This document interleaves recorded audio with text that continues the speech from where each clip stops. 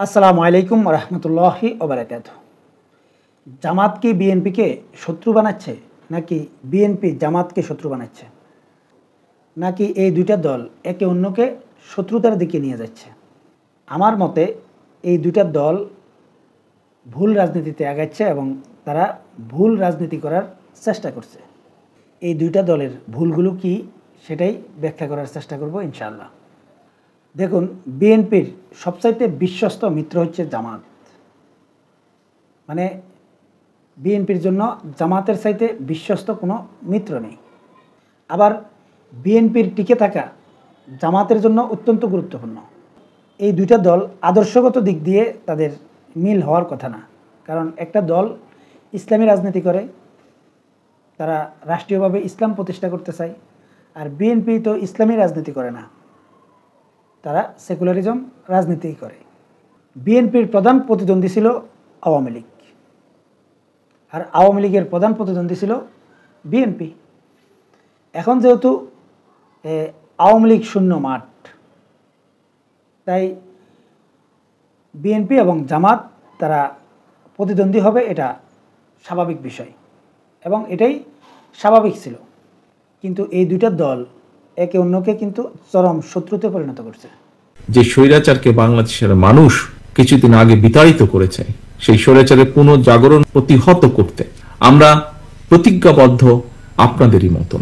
বিশেষভাবে একটি বিষয় বোধহয় এখানে কয়েকজন বক্তা উল্লেখ করেছেন, আমিও আপনাদের সাথে একইভাবে বলতে চাই যে এই দেশে কোনো চরমপন্থা বা মৌলবাদের অভয়ারণ্য যেন কোনোদিন পরিণত হতে না পারে, সেটিও কিন্তু আমাদের প্রত্যাশা, সেটিও আমাদের লক্ষ্য। এখন তারা যেই শত্রুতা তৈরি করছে, এটা এই দুইটা দলের জন্য ভবিষ্যতে মারাত্মক হুমকি হয়ে দাঁড়াবে। কেন এই দুইটা দলের সম্পর্ক ঘনিষ্ঠ থাকা উচিত?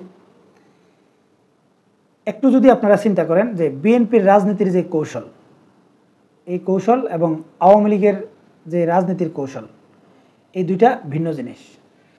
বিএনপির রাজনীতির পলিসি হচ্ছে কিছুটা ইসলামিস্ট আর কিছুটা সেকুলারিজম। মানে হচ্ছে যে বিএনপি কিন্তু যারা রাষ্ট্রীয় জীবনে ইসলাম প্রতিষ্ঠা করতে চায় তাদের ব্যাপারেও অনেক সহনশীল। ভারত কিন্তু বিএনপিকে টোটালি বিশ্বাস করে না, কিন্তু ভারতের সাথে বিএনপির কোনো দ্বন্দ্ব নেই। ভারতের সাথে দ্বন্দ্ব হচ্ছে জিয়া পরিবারের, মানে জিয়াউর রহমানের যে আদর্শ, এই আদর্শের দ্বন্দ্ব রয়েছে ভারতের সাথে। আবার আওয়ামী লীগের যে আদর্শ, এটার সাথেও যে ভারত পরিপূর্ণ সমর্থন করে সেটা না। কিন্তু ভারতের রাজনীতির মূল পলিসি হচ্ছে নতজানু সরকার থাকবে বাংলাদেশে। আর এই নতজানু সরকার যদি বাংলাদেশে ধরে রাখতে হয়, তাহলে বাংলাদেশে রাজনীতির অস্থিরতা রাখতে হবে এবং এই বাংলাদেশের রাজনৈতিক দলগুলো দেশের স্বার্থে যাতে কখনো একতাবদ্ধ না থাকতে পারে, সেরকম পরিস্থিতি তৈরি করে রাখা, মানে এই বাংলাদেশের রাজনীতিকে একটা অস্থিতিশীল পরিবেশে তৈরি করে রাখা হচ্ছে ভারতের রাজনীতির পলিসি। আর এটার জন্য যা কিছু করা প্রয়োজন ভারত কিন্তু সেটা সবসময় করে এসেছে। এখন বিএনপি এবং জামাতের যেই মিত্রতা এবং তাদের যেই ঘনিষ্ঠ মিত্রতা, এটার জন্য জামাত এবং বিএনপি এই দুইটা দলে কিন্তু অনেক মূল্য দিয়েছে। যেমন এই যে জামাত নেতাদেরকে যখন ফাঁসিতে ঝুলানো হয়েছে, সেই সময় জামাত নেতাদের মূল বক্তব্য অনুযায়ী জামাত যদি বিএনপির সাথে জোট ভঙ্গ করত, তাহলে জামাতের এই নেতারা ফাঁসিতে ঝুলতে হতো না। এটা জামাত নেতাদের বক্তব্য অনুযায়ী আমি এটা বললাম, যে তারা বলেছিল যে বিএনপির সাথে তারা যদি জোট ভঙ্গ করে তাহলে তাদের শীর্ষ নেতারা ফাঁসিতে ঝুলতে হতো না। আবার বিএনপি যে মূল্য দিতে হয়নি সেরকমও না। যেমন জামাতকে তাদের প্রধান মিত্র এবং বিশ্বস্ত মিত্র বানানোর কারণে এই বিগত আওয়ামী লীগ সরকারকে ভারত কিন্তু যে 17 বছর টিকিয়ে রেখেছিল, এটাই ছিল মূল কারণ। মানে ভারতের সাথে বিএনপির সাথে কোনো দ্বন্দ্ব নেই, কিন্তু ভারতের সাথে জিয়াউর রহমানের যে আদর্শ, এই আদর্শের দ্বন্দ্ব রয়েছে। মানে বিএনপি থেকে জিয়া পরিবারকে যদি আউট করে দেওয়া যায়, তখন কিন্তু ভারতের সাথে বিএনপির যে সখ্যতা গড়ে উঠবে, এটা আওয়ামী লীগের চাইতে আরও অনেক গভীর সখ্যতা গড়ে উঠবে। মানে হচ্ছে ভারত কিন্তু দুইটা গ্রুপকে টোটালি বিশ্বাস করে না, একটা হচ্ছে জিয়া পরিবার, আরেকটা হচ্ছে জামাত ইসলামী। আর ভারতের প্রধান কাজ বা প্রধান চাওয়া হচ্ছে প্রথমে বিএনপি এবং জামাতকে আলাদা করে দেওয়া এবং একটা দলকে অন্য দলের সাথে শত্রুতে পরিণত করা। ভারত যদি এটাতে সফল হয়, এরপর ভারতের মূল প্ল্যান থাকবে জিয়া পরিবারকে বিএনপি থেকে বিচ্ছিন্ন করা। এখানে এটা সুস্পষ্ট যে তারেক রহমানকে ভারত বিশ্বাস করে না এবং করবেও না। হয়তো সাময়িক কারণে তারেক রহমানকে ভারত বিশ্বাস করছে, আবার কেউ যদি মনে করেন যে তারেক রহমান এই ভারতের কোলে উঠে বসে থাকবে এবং তারেক রহমান ভারতের সাথে এমন মাখামাখিতে যাবে যে তারেক রহমান ভারতকে বিশ্বাস করবে, সেরকমও না। এখানে কিন্তু ভারতের সাথে বিএনপির অনেক দূরত্ব রয়েছে। এখন বর্তমানে যেহেতু বাংলাদেশে আওয়ামী লীগ নেই, জামাত এবং বিএনপি প্রতিপক্ষ হচ্ছে, তাই অটোমেটিকলি এই ভারত কিন্তু বিএনপির পক্ষে থাকবে, এটা স্বাভাবিক বিষয়। এছাড়া বাংলাদেশে বামপন্থীদের যদিও বাংলাদেশের সমর্থন কম, কিন্তু বাংলাদেশের রাষ্ট্রীয় মেকানিজম বা রাষ্ট্রের এই বিভিন্ন সেক্টর এবং বাংলাদেশের রাজনৈতিক দলগুলোকে বামপন্থীরা যথেষ্ট নিয়ন্ত্রণ করে। এমনকি বাংলাদেশের সবগুলো গণমাধ্যমকে এই বামপন্থীরাই নিয়ন্ত্রণ করে এবং বামপন্থীরা সবসময় একটা চেষ্টায় থাকে যাতে বাংলাদেশে ইসলামপন্থীদের কোনো উত্থান তৈরি না হোক। এখন যারা জামাত ইসলামীকে পছন্দ করেন বা বিএনপিকে চরমভাবে ঘৃণা করেন বা বিএনপিকে আপনারা শত্রুতে পরিণত করছেন, একটা জিনিস চিন্তা করবেন। ধরুন আগামী নির্বাচনে জামাত বিএনপিকে পরাজিত করে ক্ষমতায় চলে আসলো। জামাতের রাজনীতির মূল বৈশিষ্ট্য হচ্ছে তারা রাষ্ট্রীয় জীবনে ইসলাম প্রতিষ্ঠা করবে। এখন রাষ্ট্রীয় জীবনে ইসলাম প্রতিষ্ঠা হোক, এটা কোন কোন দেশ চাইবে না? ভারত চাইবে না, আমেরিকা চাইবে না, পশ্চিমা বিশ্ব চাইবে না, চীন কিছু কিছু ক্ষেত্রে চাইবে, কারণ তাদের স্বার্থের জন্য। মানে আমেরিকার প্রভাব এশিয়া থেকে কমানোর জন্য চীন বহু রকম রাজনীতির পলিসি স্থাপন করে। যেমন এই আফগানিস্তানের তালেবানদেরকেও সহযোগিতা করছে। এটা ইসলামের ভালোবাসার জন্য না, এটা তাদের স্বার্থের জন্য। তাই জামাত যদি ক্ষমতায় চলে আসে, জামাতের শত্রু শুধুমাত্র ভারত থাকবে না, পুরো পশ্চিমারা থাকবে। এবং বর্তমান বিশ্ব ব্যবস্থায় এই সরকারকে যতটা চাপ দেওয়া যাবে, যত প্রকার নিষেধাজ্ঞা দেওয়া যাবে, যত প্রকার চাপ প্রয়োগ করে যা কিছু করা লাগবে সব কিছুই করবে। একটু চিন্তা করেন 2024 সালের নির্বাচনের আগ মুহূর্তে আওয়ামী লীগ সরকারের শেষ সময়ে কি কি ঘটনাগুলো ঘটেছিল। শুধুমাত্র র্যাবের উপর স্যাংশন দিয়েছিল এবং পুলিশের উপর স্যাংশন দিয়েছিল। এই ছোট্ট স্যাংশনের জন্য কত কিছু হয়ে গেছে। তার মানে হচ্ছে এমন অনেকগুলো বিষয় রয়েছে যে বিষয়গুলোর উপর যদি চাপ প্রয়োগ করে জামাত টিকে থাকা অসম্ভব ব্যাপার হয়ে দাঁড়াবে। মানে সেনাবাহিনী দ্বারা হোক বা পুলিশ বাহিনী দ্বারা হোক বা অন্য কোনো বাহিনী দ্বারা হোক জামাতকে পতন করানোর চেষ্টা করবে যদি তারা আমেরিকার কথা অনুযায়ী না চলে। এখন এই পশ্চিমা বিশ্বকে চ্যালেঞ্জ করে বা চোখ রাঙিয়ে যদি এই জামাত বা ইসলামিক দলগুলো যদি রাষ্ট্র চালাতে হয়, তাহলে তাদের সর্বপ্রথম সামরিক সক্ষমতা প্রয়োজন, অর্থনৈতিক সক্ষমতা প্রয়োজন, এমনকি রাষ্ট্রের প্রত্যেকটা মেকানিজমে তাদের পন্থী লোক তৈরি করতে হবে। এখানে বহু রকম সমস্যা রয়েছে, কিন্তু বাংলাদেশ না আছে সামরিক সক্ষমতা, না আছে অর্থনৈতিক সক্ষমতা। একটু চিন্তা করেন, অনেকেই ভারতের বিরুদ্ধে অনেক লম্বা লম্বা বক্তব্য দিচ্ছেন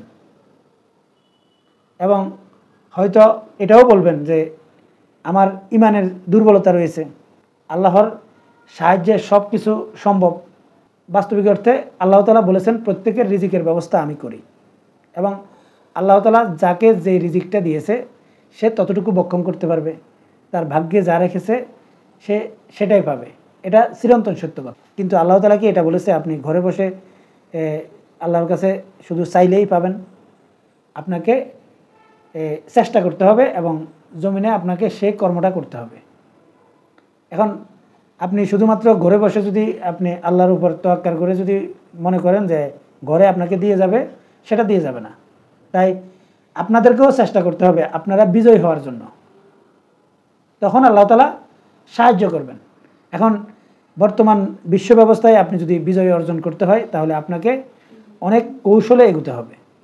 আমি এটাও বিশ্বাস করি যে জামাত আসলেই কৌশলী দল, কিন্তু যতক্ষণ পর্যন্ত জামাতের নামের পাশে ইসলামী শব্দটা আছে ততক্ষণ পর্যন্তই সমস্যা। যেমন জামাতের যে শীর্ষ নেতাদেরকে ফাঁসি দেওয়া হয়েছে তাদের বিরুদ্ধে একজন কিন্তু বলে গিয়েছিল যে এরদোয়ানের স্টাইলে রাজনীতি করতে। যেমন তুরস্কের এরদোয়ান কিন্তু প্রথমে ইসলামিক রাজনীতি করেছে, যখন ইসলামী রাজনীতি নিষিদ্ধ হয়ে যায় তখন তিনি এই বর্তমান যেই দলের মাধ্যমে তিনি ক্ষমতায় এসেছেন এই দল তৈরি করেছেন।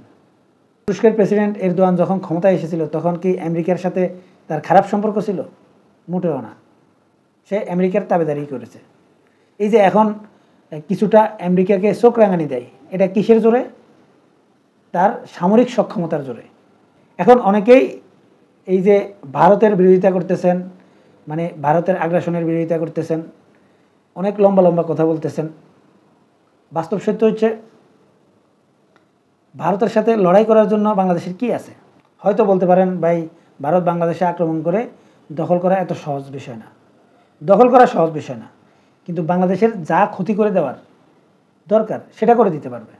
এমনকি আমাদের বাংলাদেশের যে সেনাবাহিনী থেকে শুরু করে পুলিশ, গোয়েন্দা ডিপার্টমেন্ট, সাংবাদিক সহ বহু জায়গায় তাদের আধিপত্য রয়েছে এবং তাদের লোক সেট করা।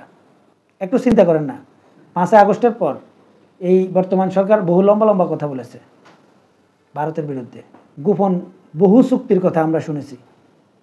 কিন্তু এই ইউনূস সরকারের 1 বছরে আপনি কি দেখেছেন যে ভারতের সাথে বাংলাদেশের স্বার্থবিরোধী কি কি চুক্তিগুলো হয়েছে এগুলো আমাদের সামনে আনতে? মানে গোপন চুক্তির কথা আপনারা শুধু শুনেছেন, কিন্তু এটা সামনে আনতে পেরেছে? এখন অনেকে বলতে পারেন এই জাতীয় কোনো গোপন চুক্তি আসলেই ছিল না। বাস্তবিক অর্থে বহু গোপন চুক্তি অবশ্যই আছে এবং ছিল। আপনারা যদি 2024 সালের নির্বাচনের আগের ঘটনাগুলো যদি একটু পর্যালোচনা করেন, যে এই যেই ফোন কলগুলো ভাইরাল হয়েছে, যে আওয়ামী লীগের এমপি বলতেছে, এমপি প্রার্থী বলতেছে আমি ভারতের প্রার্থী, আমি শেখ হাসিনার প্রার্থী না, আমাকে পরাজিত করা অসম্ভব। বুঝতে পারতেছেন যে এটা স্পষ্ট বাংলাদেশের যেই রাজনীতি এটা কতটা নিয়ন্ত্রণ করে ভারত। তো সবগুলো মিলিয়ে বাংলাদেশের রাজনীতির জন্য এবং ইসলামিক দলগুলোর টিকে থাকার জন্য অবশ্যই এই ইসলামিক দলগুলো এবং বিএনপি তাদের মধ্যে ভালো সম্পর্ক সবসময় রাখতে হবে। এখন অনেকেই বলতে পারেন তাহলে কি জামাত কি সারা জীবন বিএনপির তাবেদারি করে চলবে? তারা কি রাষ্ট্র ক্ষমতায় যাওয়ার চেষ্টা করবে না? আমি অবশ্যই মনে করি যে জামাত অবশ্যই রাষ্ট্র ক্ষমতায় যাওয়ার চেষ্টা করতে হবে, কিন্তু বিএনপিকে শত্রু বানিয়ে না। এখন জামাতের নেতারা যেসব বক্তব্যগুলো দিচ্ছে বা বিএনপির সাথে জামাত নেতারা যেই প্রতিদ্বন্দ্বিতাটা করছে, যেই বক্তব্য বিবৃতির মাধ্যমে, এটা এই দুইটা দলকে প্রতিহিংসার দিকে নিয়ে যাবে। এখন এই দুইটা দলের আদর্শ যেহেতু ভিন্ন, তাই তাদের বক্তব্য ভিন্নতা থাকবে, কিন্তু শত্রু তৈরি করে না। মানে হচ্ছে এই আওয়ামী লীগ এবং জামাতের মধ্যে যে শত্রুতা তৈরি হয়েছে, এই শত্রুতা বিএনপির সাথে জামাতের বা ইসলামিক দলগুলোর অবশ্যই করা উচিত নয়, এবং এটা করলে অবশ্যই মহাবিপদ রয়েছে। আবার এটা বিএনপির জন্য মহাবিপদ রয়েছে, কারণ এই জিয়া পরিবারের রাজনীতির যে পলিসি, এই পলিসির কারণে। অতএব আমি মনে করি রাজনীতির প্রতিদ্বন্দ্বিতা অবশ্যই থাকবে, কিন্তু বিএনপি এবং জামাত যদি তারা শত্রুতে পরিণত হয় তাহলে এই দুইটা দলের জন্য মহা বিপদ নেমে আসবে। এবং এই দুইটা দল সবসময় তাদের মধ্যে পারস্পরিক যে সমঝোতা এটা সবসময় ধরে রাখতে হবে এবং একে অন্যের শত্রু হওয়া যাবে না। যেমন এই যে জামাত বিএনপিকে যেভাবে ট্যাগ করছে বা জামাতের সমর্থকরা বিএনপিকে যেভাবে ট্যাগ করছে, এটার সুবিধা নিচ্ছে বামপন্থীরা।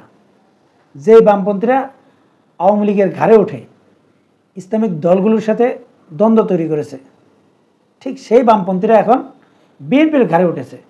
এখন ইসলামিক দলগুলো যদি বিএনপিকে মারাত্মক শত্রু বানিয়ে ফেলে এবং শত্রুর মতো আচরণ করা শুরু করে, তখন বিএনপির উপায় থাকবে না এইসব বামপন্থীদেরকে তাদের কাছে টেনে নিতে, তারা বাধ্য হবে। এই কারণে একটা দল আরেকটা দলকে যেভাবে সমালোচনা করছে, যেই সিস্টেমে একটা দল আরেকটা দলকে শত্রুতে পরিণত করার চেষ্টা করছে, আমি মনে করি বিএনপি এবং জামাত দুইটা দলেই মারাত্মক ভুল করতেছে। এবং তাদের এই দ্বন্দ্ব যদি সঠিকভাবে তৈরি করা যায় এবং তাদের মধ্যে যদি প্রতিহিংসা এবং বড় ধরনের দূরত্ব তৈরি করে দেওয়া যায়, এটা ভারতের জন্য সবচাইতে বড় প্লাস পয়েন্ট হবে। আর এটা এই দুইটা দলের জন্য মারাত্মক ক্ষতির কারণ হবে। সম্মানিত দর্শক, আশা করছি আমি কি বোঝাতে চেয়েছি আপনারা বুঝতে পেরেছেন। জাযাকাল্লাহু খাইরান।